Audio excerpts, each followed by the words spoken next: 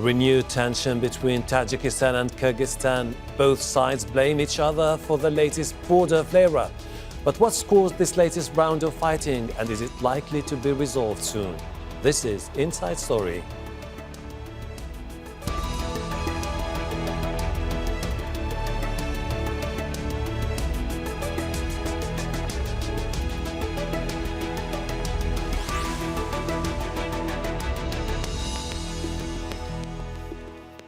Hello, welcome to the program. I'm Hashem. Ahelbarra. More fighting has taken place between Kyrgyzstan and Tajikistan over border territory, a dispute that goes back to the collapse of the Soviet Union in 1991. Skirmishes that started a few days ago have killed and injured dozens of people, both landlocked nations accusing each other of breaking a recent ceasefire.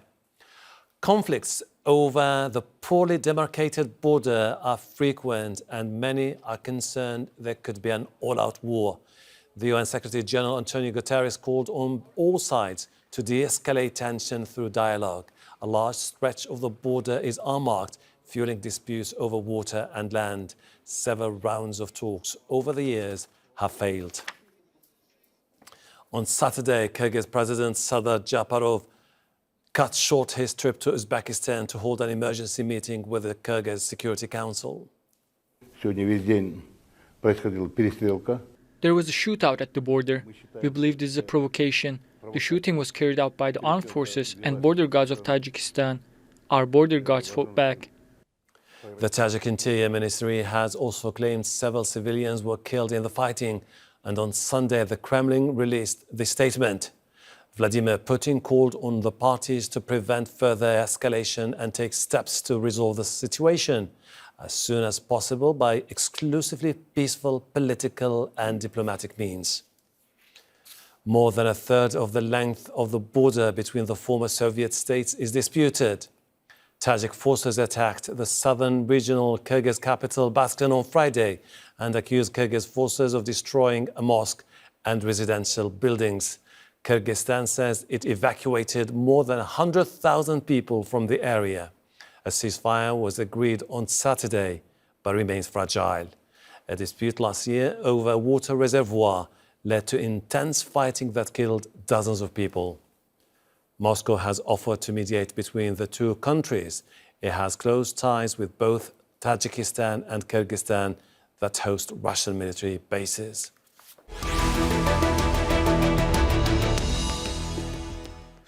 Let's bring in our guests from Bishkek, Kadyr Toktogulov, former Kyrgyzstan ambassador to the US and Canada.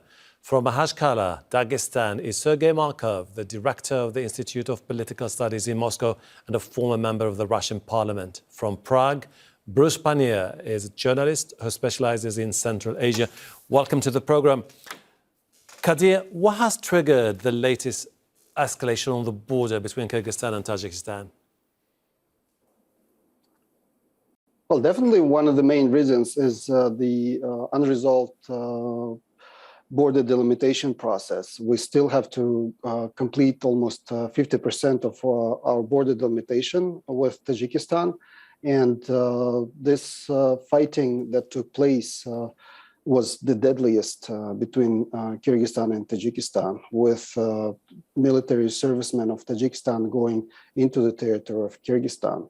And certainly, we have to keep in mind that Kyrgyzstan and Tajikistan shared the border in the densely populated Fergana Valley, one of the most densely populated regions in the world, with scarce and disputed water resources. Mm-hmm. And there were attempts in the past by Tajikistan to take over key water distribution facilities. So there are a lot of issues that have to be worked out, but definitely this was the deadliest attack the deadliest conflict between the two neighbors, and Kyrgyzstan accuses Tajikistan of starting it first. Okay, Sergei, people are concerned about an all-out military confrontation between the two countries. Both were former Soviet Union states. What can Russia do this time to de-escalate? Russia already made de-escalation of the clashes between Tajikistan and Kyrgyzstan in previous time. And Russia will try to give strong recommendation to the leaders of both Tajikistan and Kyrgyzstan to give the order to their military forces to step down. And in fact, this conflict is continuing quite a long time. It's a conflict because Varukh is enclave of Tajikistan on the Kyrgyzstan territory, which continue from already something about 70 years. In all these 70 years, these clashes continue. I would say after the collapse of Soviet Union, of course, these clashes became more with more violence. I would say the norm something like this. Every week, some tensions between Tajik and Kyrgyz in those regions. Every month, some violence, clashes and beating between civilians there. Every year, some incident with weaponaries between officials of Tajikistan and Kyrgyzstan, and every 10 years, such clashes as we could see before. To stabilize this conflict, Russia created exact organization of the Treaty of the Collective Security, which helped in the previous time. Also, both countries member of the Shanghai Cooperation Organization, which in fact led by China and Russia. And now China also will join this activity of Russia to stabilize situation. And my prediction that situation will be stabilized in a few days. All right. Bruce, before we get into the root causes of the conflict, if this is something that has the potential to evolve into an explosive scenario for both countries, don't you think that the most immediate thing the international community should be doing is demilitarized zone along with peacekeepers to be deployed in that particular disputed area? Well, explosive situation to start with is kind of an interesting term because actually these, they're at war. They have been at war with each other for the last few days. Artillery, tanks, helicopters, the whole thing. This happened again last year too. The only two Central Asian countries that have gone to war with each other. So it's definitely an explosive situation, and it's only getting worse. Now, as far as mediation or some efforts to try to help the two sides demobilize, and I like how you phrase that, because really that's the key here is demobilization. It's who exactly would you pick to do this? There's a lot of, on either side they have their own idea of who would be an honest broker, and the one country won't always agree with the other country that that's the case. There's been some not very successful efforts at trying to mediate conflicts in Central Asia before on the part of the UN, part of the OSCE. So who exactly would you pick to mediate this peace? But I agree that demobilization and the reduction of forces and removal of heavy weaponry from the border area is key to even starting this process. Kadyr, those are largely going to be confidence-building measures now. When it comes to the border issue itself, this is something that dates back to many years ago. Now, some say that the best possible scenario would be for both countries to agree on splitting the disputed area into half. And then they would say, let's demarcate the border area, turn the chapter, move forward. Does it make sense to the Kyrgyz government? Well, if you look at the area which was affected by the latest deadly clashes, and you would see that the border actually goes and cuts through some villages and through densely populated areas. So it has been one of the reasons why the whole delimitation process has been going slowly, is because there has been little compromise or common ground in the past. As to how that delimitation should go and who would cede territory and then gain territory elsewhere.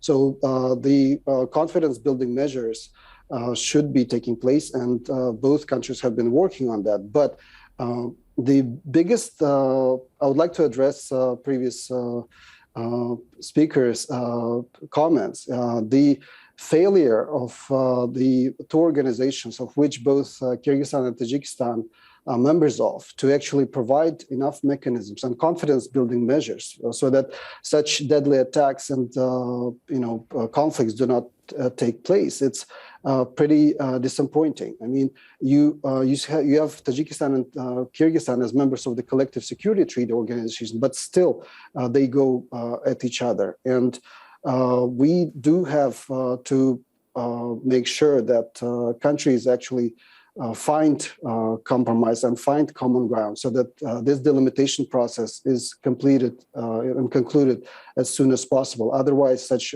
conflicts will probably repeat in the future. Sergei, when it comes to the Russian leverage here, as you know, the whole border dispute is about the demarcation of 1920s under Joseph Stalin.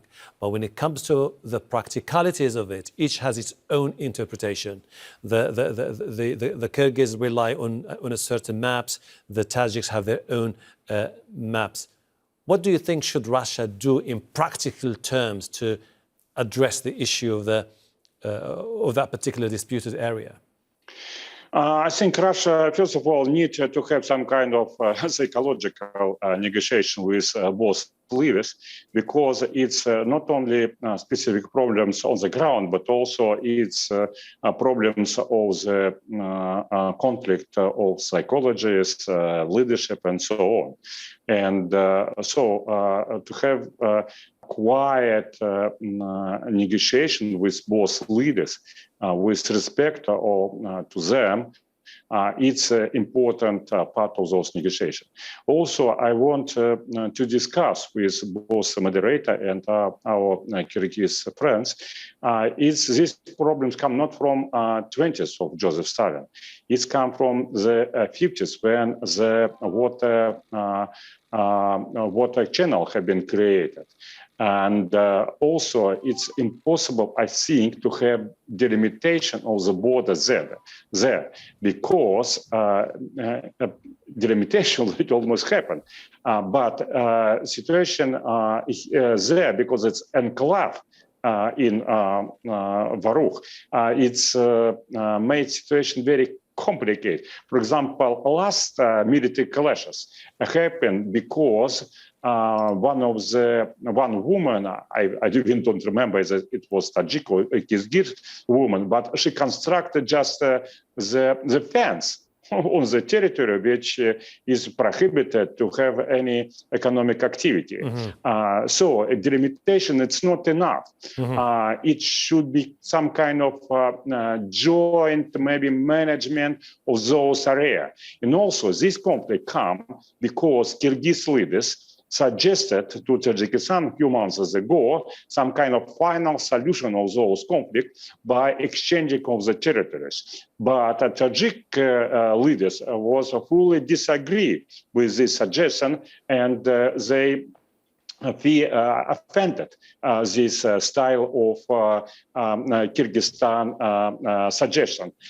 So it's also conflict of psychologists. It's one of the important directions which Russia has to pay attention to, but also to create maybe the committee with China, with Russians and Chinese, mm-hmm. who will help to both sides to resolve many very small, almost individual conflicts on the grounds, which happen in those areas almost every day. All right. Bruce, both countries have their own commissions regarding the borders. Both countries have their own interpretations. Both countries say that we have the Almaty Convention of 1991, we have the Moscow Convention of 1994. Are we talking just about an issue of delimitation, or is this something far bigger about resources, about the need for both local communities to move back and forth to different areas to be able to survive? Yeah, well, I mean, exactly. It's strange and kind of cruel in a way that when you're in, I've been to this region several times. And you can see the snow-capped mountains around you, and you know there's a lot of water up there in the mountains, but there isn't a lot of water in this area where the border keeps zigzagging in and out. So, agricultural land is limited, both in terms of farming and in terms of herding. And of course, it's herding really, where you have to move your animals from place to place so that they can graze.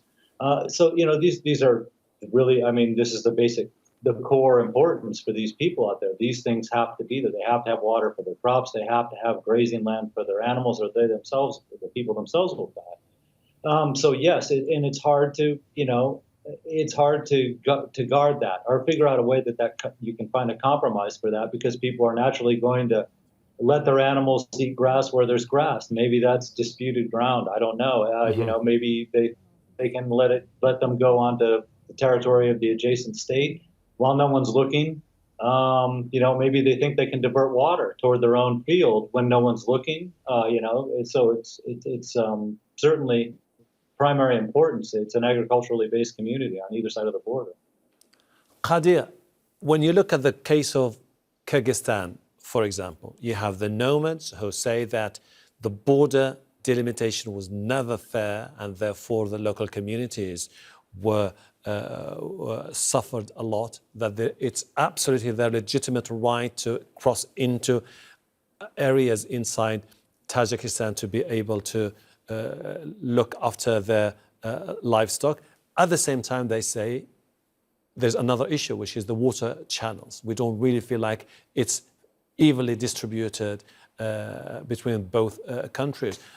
From a Kyrgyz perspective, if this is about those particular issues, don't you see that the top issue here is the need for both Dushanbe and Bishkek to come together, set aside those differences and move forward about a new plan? Well, definitely Bishkek and Dushanbe, they have to get together and find a common solution that will actually work for both sides. But, any kind of solution will require compromise on both sides. And one thing that we have to keep in mind is that we actually have two different kinds of government in Kyrgyzstan and Tajikistan. Kyrgyzstan, it's a government that was popularly elected. We have a pretty outspoken vocal parliament. We have, senior officials that are actually in charge and are competent and or are authorized to make decisions. While on the Tajik side, you have pretty top-down decision-making, where probably there's only one man that makes all the decisions, including as to when the fighting on the border must stop. You look at the meeting between the two presidents of Kyrgyzstan and Tajikistan in Samarkand. They agreed that there would be ceasefire, that military border guards will actually pull back from the borders, but that didn't take place on the Tajik side for sure. So we actually are we are looking at the situation of a more democratic country, trying to find common ground on the border issues with, an autocratic, authoritarian country. So it is a bit, I think, challenging, definitely, in this situation for both governments, just because of different natures of them and different accountability and lack of transparency. For example, on the Tajik side, we still haven't seen clear figures as to how many, on their casualties and what is really happening on their side, while we see everything that has been taking place on the Kyrgyz side, including number of people evacuated, number of people that were killed, and people that were injured. So, it's those differences that I think a bit difficult to overcome. But yes, Kyrgyz side definitely, need to come together. Sergei, I've asked you about what can Russia do. Don't you think that the Chinese could potentially play a significant role, given the fact that they have managed to expand somehow their political and economic influence in Central Asia? I think China has a lot of economic influence in those regions. Probably economic influence of China even more than Russian influence now. Of course, both Tajikistan and Kyrgyzstan sent millions of their citizens to Russia to work in the Russian economy. It's an important factor, but China want to play economic role, but don't want to play political role. China keeping a low profile, it don't want to be too much involved, especially now. If you may know that in China, we'll have this November very important Congress meeting of the Communist Party, which should in fact change political system which China had in previous 40 years. And this Congress will be very, very politically important for China. That's why China, especially this period, try to keep a low profile. Also, I should add, this conflict between Kyrgyz and Tajiks also has some characteristics that Tajiks belong to the great Persian culture, and Kyrgyz belong to the great Turk culture. And we know that the clashes in different areas because the Persian-speaking and Turk-speaking people continue many centuries. And it will continue, I think, it will not stop. We couldn't pretend that we will stop those conflicts, which continue a few centuries. But what we can do for sure, not maybe to have final resolution, but to have, as I mentioned, first of all, to stop firing, and secondly, to create some kind of committee with possibly Russia, and we hope that with some Chinese participation, and this commission can help to resolve very specific, almost individual conflicts between small businesses, which happen in those areas almost every day. Bruce, I'm trying to draw some similarities with different conflicts, and I'm thinking of sub-Saharan Africa and the Sahel region, where you have these conflicts between the nomadic tribes and the farmers over pastoral lands and resources of water. Now, oftentimes the UN and other international agencies try to step in to help, but ultimately the problem was not necessarily the fight between the two over land, it was climate change. Do you see same thing here applying to both Kyrgyzstan and Tajikistan? Well, certainly climate change is having a very negative effect on this area and more generally across Central Asia. So yes, I would say that's certainly one of the factors. I think that you can't forget about the fact that this conflict has been building, certainly we already heard it's been 70 years at least in where this has flared up, but it's certainly in the last 15 years, because they're independent states now, it has been growing in intensity. So even before climate change was a big issue, there was already the kettle was already boiling, so to speak. So yeah, I can't ascribe it purely to climate change. Climate change complicates the situation that was already developing in that region, though. Okay, Kadyr, Kyrgyzstan has been of the view that they're fine with the idea of drawing a line of the state border by the actual use, following the agreements that were signed in 1991 and 1994, something which has been rejected all the time by Tajikistan, saying that no, the other option would be to delimit the disputed territories in half. You have your own agrarian reforms, more liberal than the ones in Tajikistan. However, you do understand that by the Tajik laws, there's absolutely no way foreign nationals, particularly the Kyrgyz, can move forward to acquire, use, manage the land on the other side of the border. Ultimately, we're talking about an almost impossible scenario. Well, Kyrgyzstan is not interested in taking somebody's land. We just want fair, which is also a historically fair border deal. And certainly, the two governments have to intensify those discussions and finalize them. We saw that it is possible to achieve such results.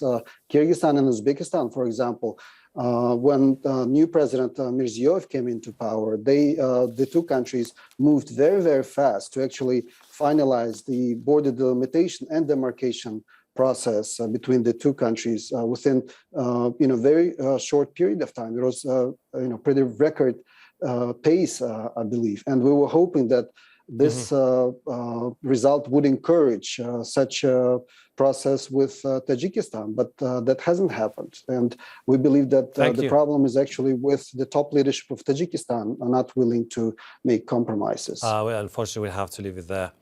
In the meantime, Kadyr, Toktogulov, Sergei Markov, and Bruce Pannier, I really appreciate your insight. Thank you. Looking forward to talking to you in the near future. Thank you.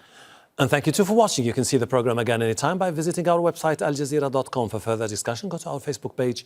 That's facebook.com/AJ Inside Story. You can also join the conversation on Twitter.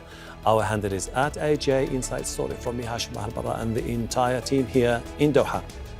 Bye for now.